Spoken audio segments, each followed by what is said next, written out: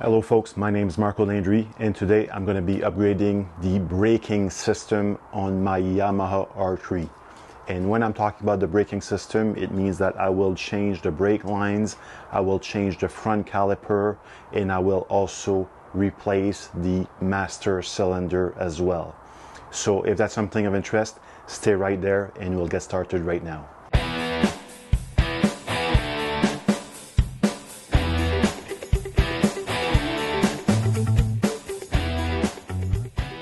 Alright folks, welcome back. So as I mentioned during the intro, I'm going to be upgrading my braking system today, and there's a few things that I will be installing. So the first thing is the Brembo P4 caliper. So this is such a nice piece of equipment right here. So this is the Brembo P4 caliper, and in order to mount that caliper on the bike and make sure that everything fits properly, you will also need a mounting bracket. So this is the Taiga mounting bracket that I'm going to be using to mount that new caliper on the bike. As part of that kit as well, I purchased the Brembo master cylinder. So this is the RCS15 master cylinder. I got this on my other R3 and I really like it. It allows you to modulate quite well. It's very responsive, and I just like the feeling and the look of it as well. When you order the RCS15, you can select either the long lever or the shorty lever. So this is, again, your preference. The other thing as well that I'll do as part of the installation process is that I will be installing some new brake lines. And in this case, I've chosen to go with the L brake lines. So this is the translucent red brake lines. I'll do the front and the back, and you can select, I think there's about 10 different colors that you can select. I wanted red for mine because that's going to match with the look that I'm going for. And the fittings with L is only one color. I think that some other manufacturing companies or other brake line companies give you the option to select a different color. In my case, it wasn't a big deal. I like black. I was going to order black regardless. But if you want different color, you might want to look at different suppliers.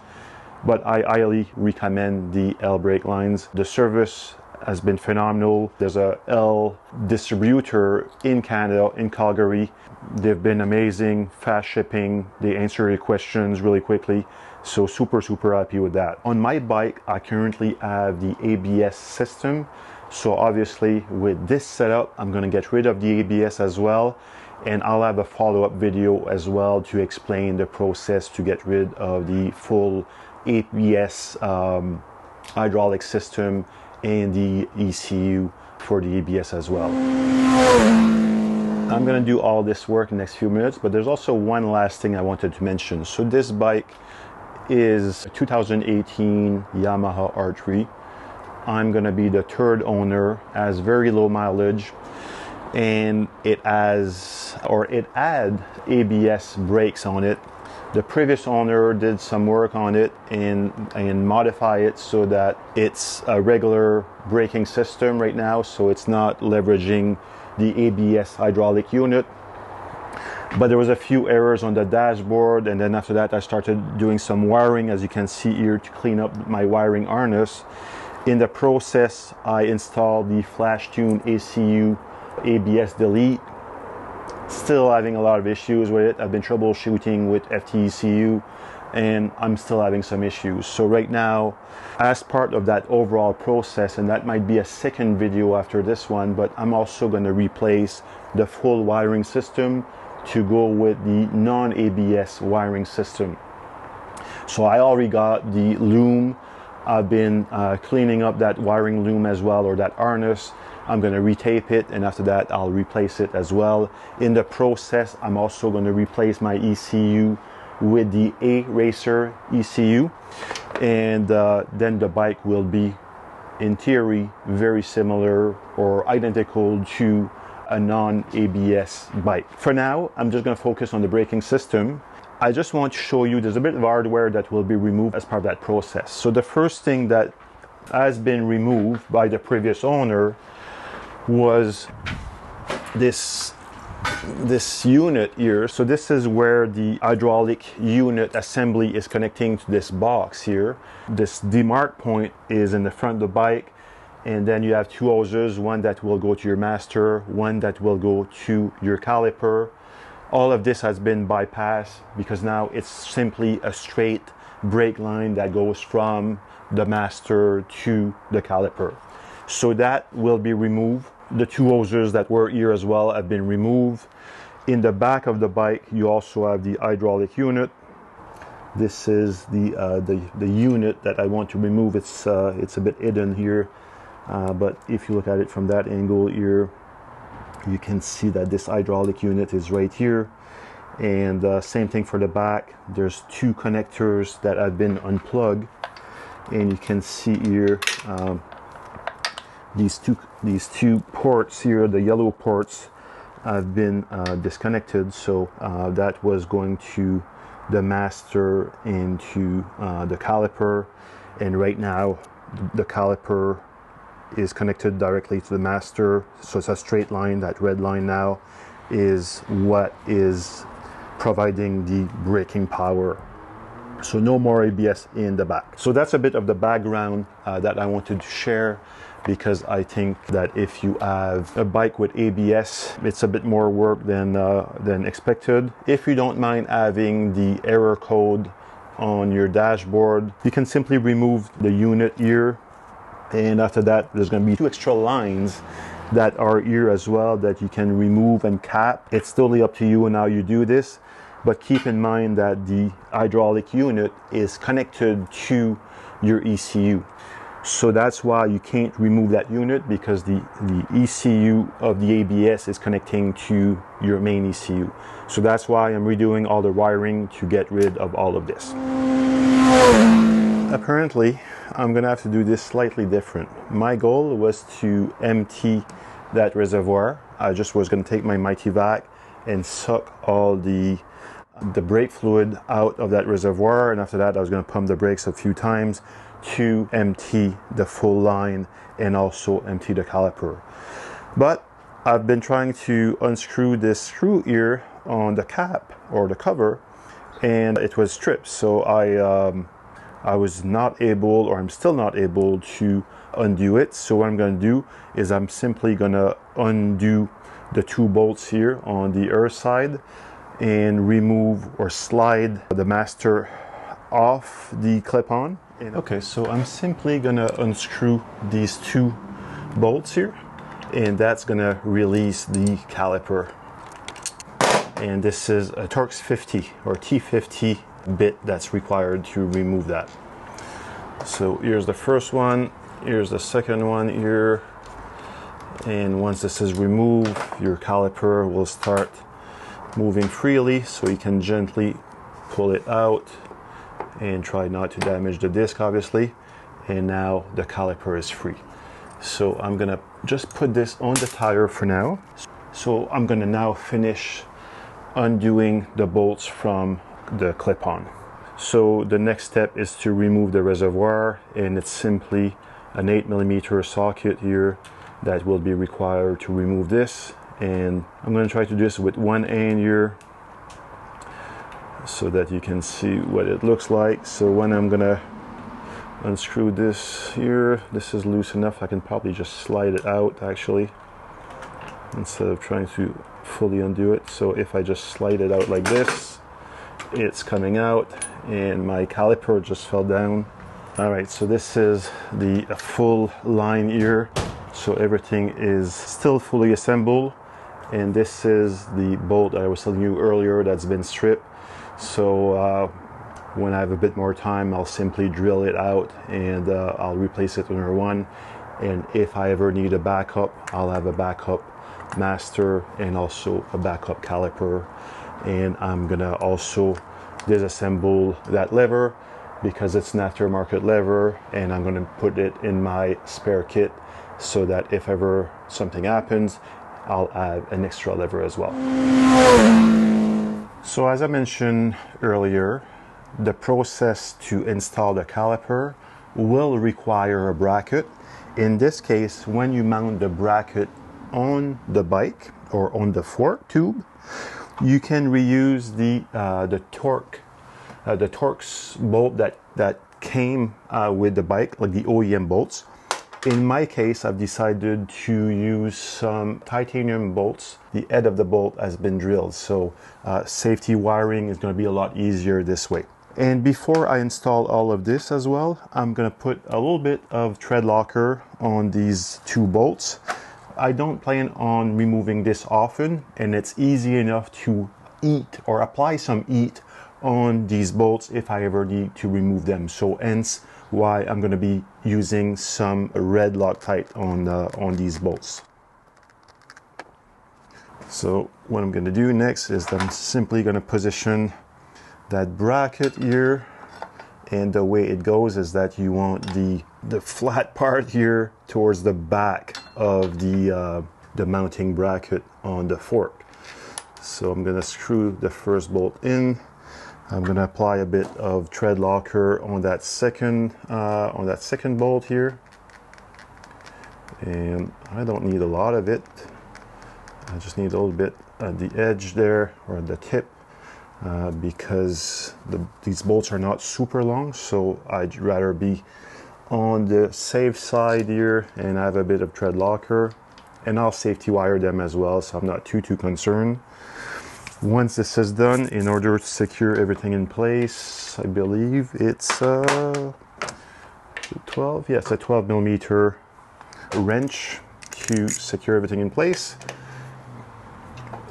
And you can secure this to the same torque specs as you add for your calipers, your OEM calipers. In my case, I know roughly the feeling, so I'm not going to use a torque wrench. And the next thing after that is that we are now ready to install the caliper. And as I mentioned earlier, I am waiting for some titanium bolts for this caliper. I haven't received them yet, so I'm not going to put any Loctite on these two bolts. I'm going to simply just secure them in place. I'll torque them to spec, and once I get the titanium bolts, I'll replace them. And the first thing you want to do before you install your caliper is that you want to spread out the pad. You spread out the pad, and then you'll be able to insert them on the disc and slide everything up after that. And we will simply take the two bolts here. These are M10, and the pitch I believe is 1.5, and the length is 20 mils, or 20 millimeters. So we're now ready to install the master cylinder.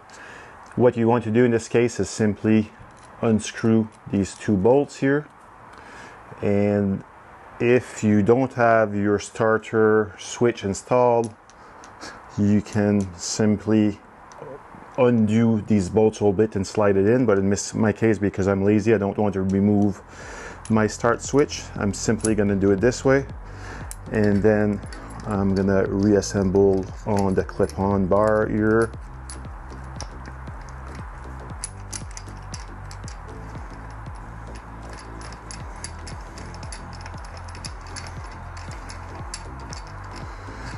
And I'm not going to put the top bolt right now because I want to mount my fluid reservoir. And in order to mount this, I'm just going to open that packaging here.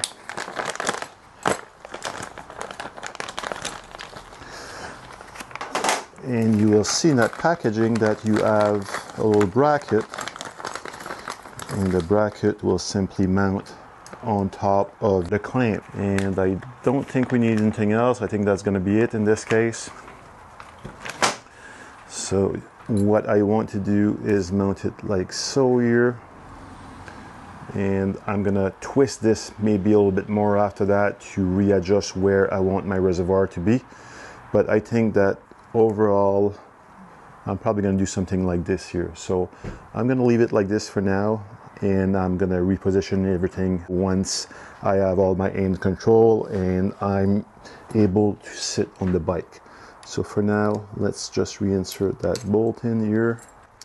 And I'm not going to go super tight right away because as I mentioned, I'm going to readjust everything a bit later. Right now I just want to get an idea of how everything will look like and how it's going to fit. And I'm going to just apply just a little bit of torque so that it doesn't move while I finish the installation phase here. And the reason why I don't want this to move is because obviously when you're going to be pouring some brake fluid, you don't want that brake fluid to leak anywhere, and I want this to be relatively flat so that my reservoir will be flat as well. Alright, so that's good for now. The next step now that we want to do is mount my new brake lines. And as I mentioned earlier in the intro, this is a braided brake line finished in translucent red, I believe was the name. And you can see there are two different ends, or two different, I guess it's normal, there's two ends to it, but what I meant is that one side of that fitting here has already been sealed in place with that little rubber part on top here, so you can see that this is already finished. The other side is still loose here, because if you need to readjust that banjo fitting, you can still twist it around, and after that you push this on and you're able to use your heat gun to shrink it back in place, and it gives you a nice finish. It's very convenient because it gives you a bit of freedom on how you're going to fit this on the bike. So the first step here that I want to do is to connect that top part here on the master here, and maybe I should have kept this a bit looser here, because now I'll loosen this up so I can turn it around and show you what it looks like. So basically here, so if I loosen this up, you'll see that underneath there is a little bushing here, so you can simply remove that bushing, and we will use the portion here that's already terminated. And in order to secure that fitting here, you need a banjo bolt, and that banjo bolt comes with two crush washers. So what you want to do is keep one crush washer on your banjo bolt, like so, and then after that you will simply insert the bolt into the fitting and put the other crush washer on top. And now you're ready to assemble or thread this in here. So just be careful when you do this. You don't want to cross thread that bolt into your master cylinder. So I'm going to snug it up because I might need to readjust things slightly once I have a chance to put this at the right location here. And one thing that I know for a fact here is that I would prefer to have this wire on the other side. So I'm just going to do it like this. Okay, so this is done. I'll obviously secure everything back in place in a few minutes, but for now I'm gonna make sure that we can attach the lower banjo fitting to the caliper and make sure that everything fits properly. The line has a nice bend radius, and I believe that the bolt that I've used here was an M10x1, so I'm just going to confirm this here. I got this little measurement thing that allows me to measure the pitch for the threads. So yeah, you can see here that this is an M10x1, so M10 because it fits into that that slot here, and the one pitch here just because the grooves fit properly into the thread of that bolt here. So you can see that there's no gap, it looks perfect. So this is a confirmation that this is M10x1 for the master and M10x1 for the caliper as well. Okay, so now we are gonna connect the bottom fitting on the caliper, and in order to do so, it's gonna be a similar process. You simply remove this little blue cover, rubber cover, so that there's no junk that goes into the caliper while it's in transit. And then you'll use your banjo bolt, you'll put one crush washer, and I think in this case this is the right angle here. Yeah, I think that's gonna look like I want it to look. So what I'm gonna do is I'm gonna put this banjo bolt into that fitting, and then I'll put the air crush washer underneath, and I'm gonna try to align this properly here while keeping everything straight. And here we go. So I want it to stick out like this a little bit so that it's going to create this nice curve into that brake line here.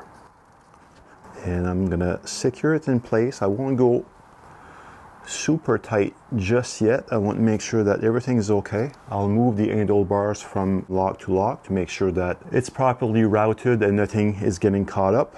And mind you that I still don't have the body work installed, but I know based on my other bike that has the same setup that should be okay. And once everything is okay, what I'm going to end up doing is that I'll take my heat gun, I'll position this little sleeve properly, we'll heat this up so that it can shrink and looks nice and clean. So I've been gone for a week now, but just before I left on a business trip, I ordered some titanium bolts from Tycon. And these bolts are pretty well made. This is the first time I order some stuff from these guys, but basically these are drilled so that the heads are drilled so that I'll be able to safety wire them together. So I'll safety wire those two here and those two bolts right here. So this way I'm gonna have a much better setup, a more secure setup, if you will. So that's the reason why I wanted to do this. And the nice thing about these bolts as well is that you can see they also have a flange as well. So if I remove the bolts that came with this setup here, you'll see that I have a washer in my my internal X bolt. So I'm gonna get rid of this. No need for this washer anymore because the flange on this one is quite big and it fits in perfectly in here. So this is 20mm length for this bolt, and the pitch for the tread I believe was 1.5. So 1.5 for the pitch, 20mm long, 6-point head, and yeah, titanium. So super light, super durable. So I'm gonna put just a little bit of Loctite on this one. I'll go with the blue one on this one because this is one of the bolt that I take off a bit more often just to clean the calipers. So the blue Loctite will do the trick for this one. And I'm simply going to remove this other one here. And once it's in place, I'll torque everything to spec and I'll safety wire all of this a little bit later. But for now, I got the air bolt here. Put some blue Loctite on this as well. Don't need to go crazy because there's only a little bit of treads that will grab at the end here. And when you do this, make sure that nothing is sticking out on the other side just to be safe. I know for a fact here that this is the right size. The socket for this is a 12mm socket. So I'm gonna secure this in place, apply a bit of torque on it, and this part will be done after that. And I'll do a final check before I safety wire everything, but this is it for now. So now that everything is properly fitted, I'm going to be able to secure my brake line in place. So this is a 12mm as well. And now I'll secure the fitting at the top by the reservoir as well. So I just want to make sure that that line is properly routed, and that seems about right. Maybe I'll just point it outwards a bit more. And now I'll secure that banjo bolt in place. And this is, I thought it was a 12mm, but apparently it's a 14mm. So let's see if I can do it with the socket here and the wrench. So now I'm gonna set up the reservoir. So this is the kit number, I guess there's two options, but the kit that I'm using for this specific application is the 110 A26385. So this is what I'm using for my bike. In order to set this up properly, you simply remove this little protective cap here from the reservoir, and you'll have that piece of tubing here, and you'll simply insert both clips at both ends. Use a different pair of pliers for this one.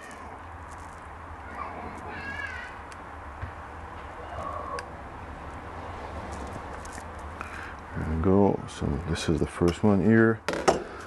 I'll pre-fit the other one on the other side. This will be connected to your master. There we go. And we're gonna push this on here. I'm gonna push that clip a little bit further out so that it's easier to insert the tubing on that little L-shape connector here. Probably could have applied a bit of heat on it as well to make this easier, since it's super cold in my garage right now.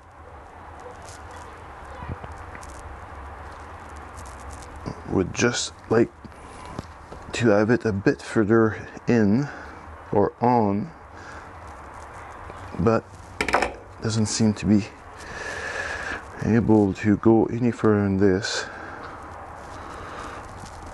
which I know it's more than enough, but I'd rather have a bit more coverage.